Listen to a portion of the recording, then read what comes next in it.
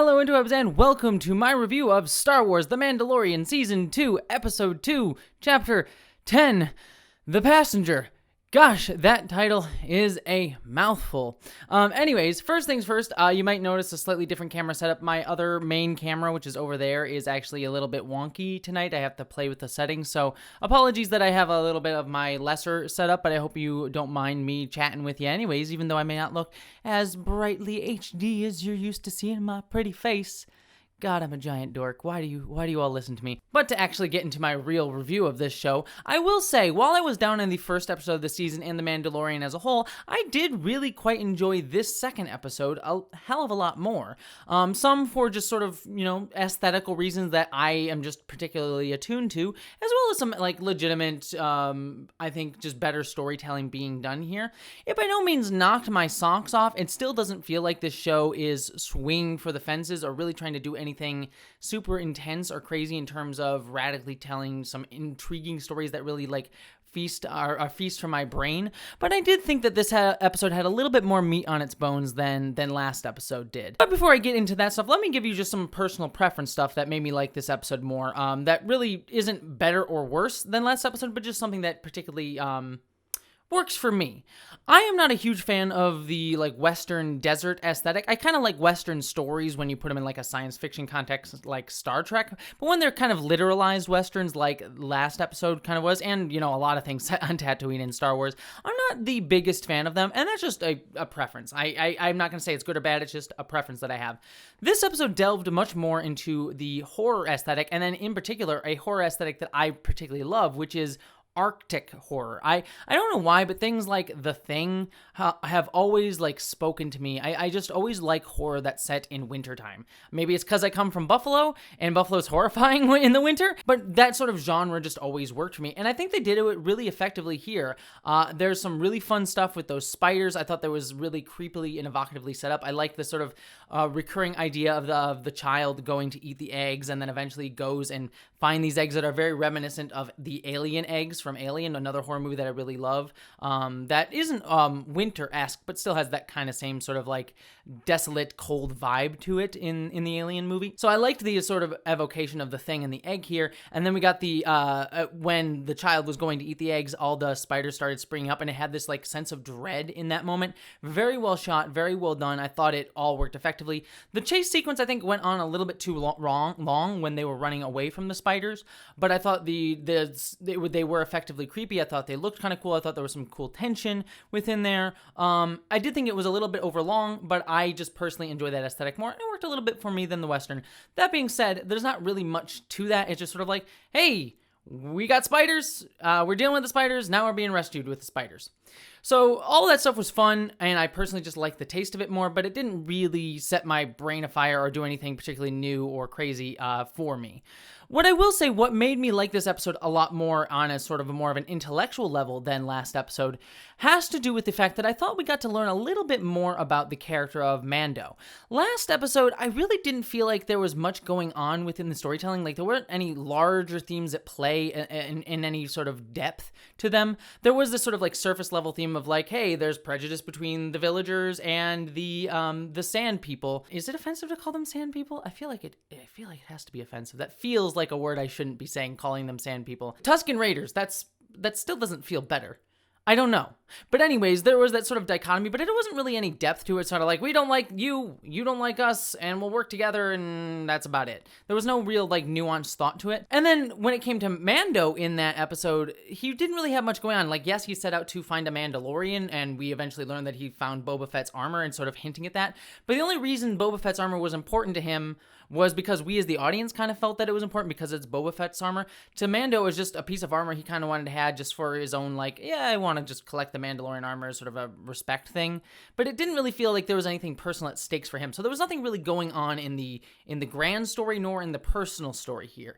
In episode 2, we actually get a little bit more going on with Mando, where we see his relationship with the child growing and seeing how he's become much more of a kind of casual parent. Last season, he was sort of thrust into the parent role. He was sort of reluctant to be in that role. There was a couple episodes that I did enjoy in that first season where we got to see him sort of reluctant reluctantly learning to be a better parent. And I see in this episode, we've kind of seen an evolution for him of him learning to just casually be a better parent, saying no to the child and learning to teach him, like, no, you can't have the eggs. Which, by the way, the child eating the eggs was kind of horrifying considering we had set up how important these eggs were. So every time the child did it, I know it was kind of played comically, but it was always like, oh my gosh, child, calm down. Those are frog people. Yeah, anyways, so eating my hair. I'm awkward. Why am I a video person? There was a little bit more meat to the bones, and I liked that him sort of showing him becoming a better parent and evolving as a sort of parent-child relationship here. Even the first scene kind of did that. There was that fun action scene on Tatooine that I did think was kind of fun and kind of funny, and showed that same sort of thing, that he's learned to care for the child and deeply care for the child, even though he still hasn't given up his, like, sort of more, like, morally gray sort of ways. So all that was a lot more interesting in this episode. But again, it doesn't really have much more depth than that. It's like, oh yeah, he's a good parent. And there's no real evolution. The situation that they get thrust in doesn't really evolve that storyline in any meaningful way. I did like that there was the parallel between the child and Mandalorian, and then the frog and the egg person, and we sort of see that sort of like parent-child relationship, and the things that the frog person will do to protect the eggs, the things that Mando will do to protect the child. But I wish that had come out in the actual like flight of the spiders a little bit more. It's kind of just like a run away from the spider situation. Everyone's kind of okay in the end, and they kind of get away scot-free because of the rebels showing up.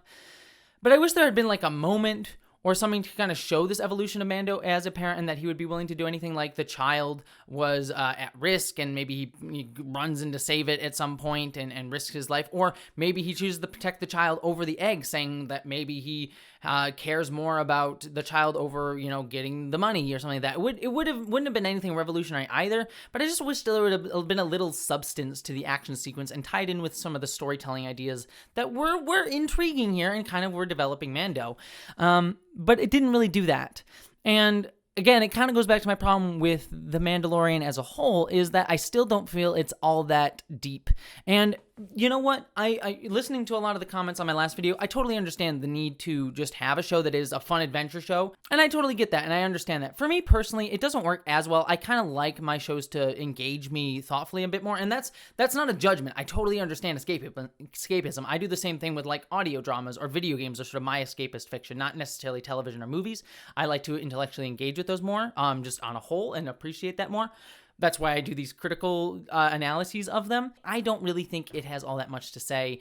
This episode was a tad deeper and a tad more interesting for the Mandalorian's character development. Plus, it had an aesthetic that I just personally enjoy in the Arctic horror element.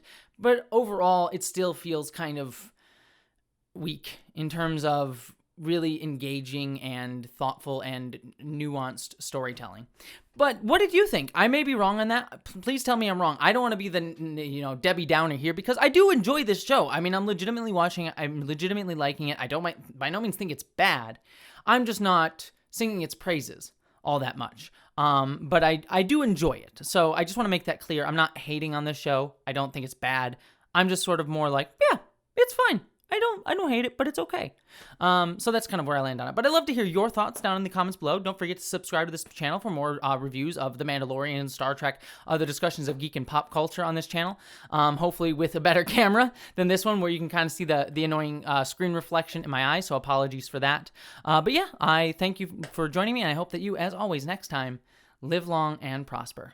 Thank you so much to all of my patrons, especially Catherine Lambeth, Ashley Allen Bokikio, Miranda Janelle, Eli Berg-Moss, Ashlyn Solstice, Greg Gillum, Stephen Kleinard, Randy Thompson, Chamomile Tea, Philip Sorbello, Munir Amlani, Boyd and Marybeth Earl, Stephen Schuthart, Wellington Marcus, Wayne Twitchell, Buttoneer, Ish the Mad, Dominic Noble, John Steele, Gavin Robinson, Michael Beam, William Stewart, Nathan Olson, Amanda Ronnie Indange, The Suspense, BBD, Hannah F., Miguel Posadas, Jason Knott, Maeve, Andrew Jorgenston, Sabraxis, Jasmine, Chris Brown, Bree Beecher, Nathan Steele, Chloe Dollar, Jane Packard, Dante St. James, Wendizzle Bizzle, Geek Filter, Mark the Edge, Pissed and Twisted Garage, Gretchen Badger, Sarah Bystam, Celestial Dawn, Polly Mina, Din, Jean Mithoon, Lysa, Andrew Lamoureux, Zone 1 Librarian, Michael Hardy. Thank you, all of you, especially this month.